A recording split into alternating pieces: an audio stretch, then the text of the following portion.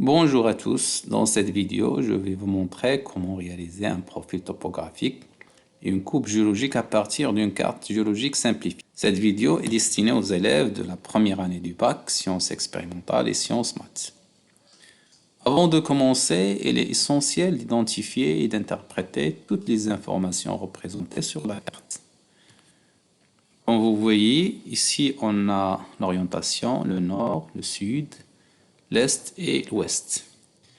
Et une échelle, dans cet exemple, 1 sur 20 000, qui signifie 1 cm sur la carte représente ou correspond à 20 000 cm sur le terrain, c'est-à-dire de 100 mètres.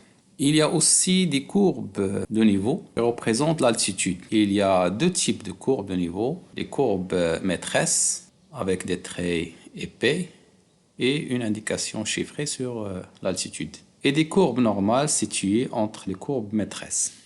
On les représente en traits fins. On peut calculer l'équidistance qui représente la différence d'altitude entre deux courbes normales successives. Dans cet exemple, on a entre deux courbes maîtresses successives, 300, 400, on a donc 100 mètres. Et on a 1, 2, 3, 4 courbes normales qui vont donner 5 intervalles. 1, 2, 3, 4, 5. 100 divisé par 5 donne 20. C'est-à-dire que l'équidistance est égale à 20 mètres. On a un cours d'eau représenté par l'oued et un sommet représenté par un petit triangle.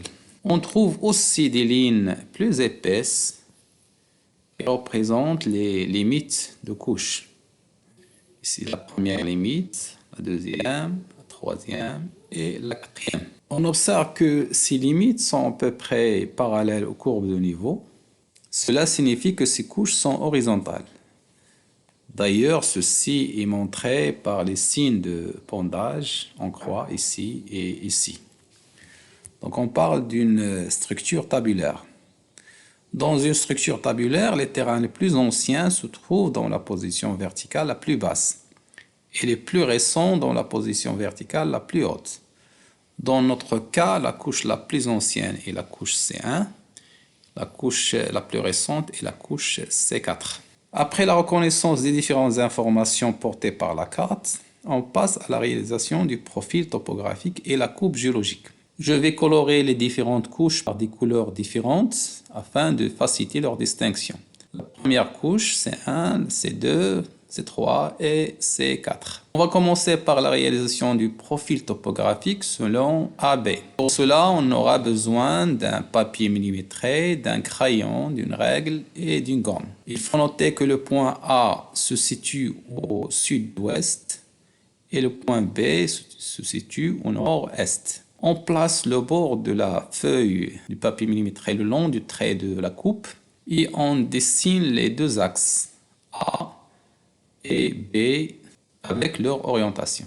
On utilise l'échelle de la carte pour graduer les deux axes, 0, 200, 400, 600 et de même pour l'autre axe. Maintenant, on va abaisser les points d'intersection du trait de la coupe avec les courbes de niveau. Puisqu'on a dit que l'équidistance égale à 20, ici on a 300, donc 300, 320, 340, 360. On aura le point dans le 360 mètres. De même pour la deuxième intersection, 340, puis 320 et 300. On va poursuivre notre projection des différentes intersections pour obtenir différentes altitudes au niveau du profil. À la fin, on va relier les points pour obtenir le profil topographique. On va mettre l'indication du WED ici et du sommet ici. Et voilà, notre profil topographique est terminé. Maintenant, on passe à la réalisation de la coupe géologique. On va reporter les limites de couche sur le profil topographique en abaissant les points d'intersection du trait de la coupe avec les limites des couches sur le profil. Première limite ici, la deuxième limite, troisième et la quatrième. Puisqu'on a dit que les couches sont horizontales et que la couche la plus récente est la couche en jaune, C4, on va commencer par cette couche. On va tracer un trait horizontal Puis la couche suivante, C3, la couche C2 et enfin la couche C1. Pour différencier les différentes couches, on va utiliser des figurés portés sur une légende. Des petits cercles pour le conglomérat de la couche C4, des petits points pour le grès de la couche C3, des lignes fines et parallèles pour la marne de la couche C2 et des petites briques pour le calcaire de la couche C1.